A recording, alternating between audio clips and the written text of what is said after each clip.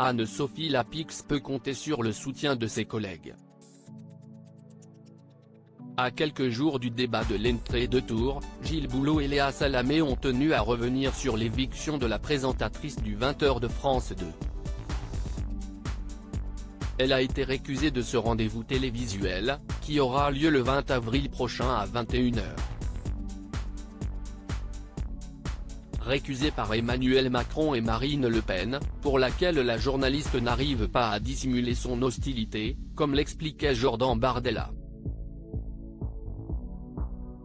Une description qui n'a pas vraiment plus audio qui les interrogera.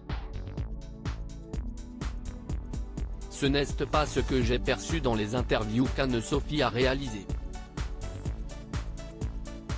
Qu'il ait une opinion, ok.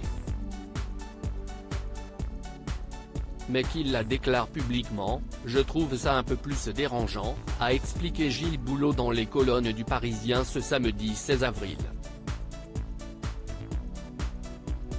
Dans un face-à-face, les politiques ne choisissent pas leurs interlocuteurs ni les questions mais ils sont libres des réponses, a regretté le présentateur du 20h de TF1.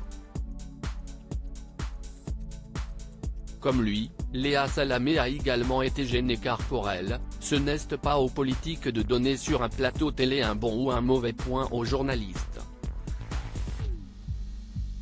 L'animatrice d'Élysée 2022 a expliqué à nos confrères avoir eu un immense plaisir à travailler avec elle sur le rendez-vous politique de France 2. Elle s'est mise en danger en acceptant de participer à cette émission politique alors qu'elle n'y était pas obligée, a reconnu le binôme de Laurent Ruquier dans On est en direct. En plus d'être une excellente journaliste, c'est une femme courageuse et droite. Si Anne-Sophie Lapix n'a pas publiquement réagi à cette éviction, elle a longuement parlé à Léa Salamé. Léa Salamé, il y a 5 ans, c'était tendu et extrêmement violent. On m'a suffisamment reproché dans ma carrière d'être trop agressive et trop dure. Alors cela me fait sourire d'entendre, depuis quelques jours, que les politiques m'auraient choisi parce que je serais douce ou inoffensive, a ajouté Léa Salamé. Pour la première fois donc, elle va animer le rendez-vous télévisuel de l'entrée-deux tours.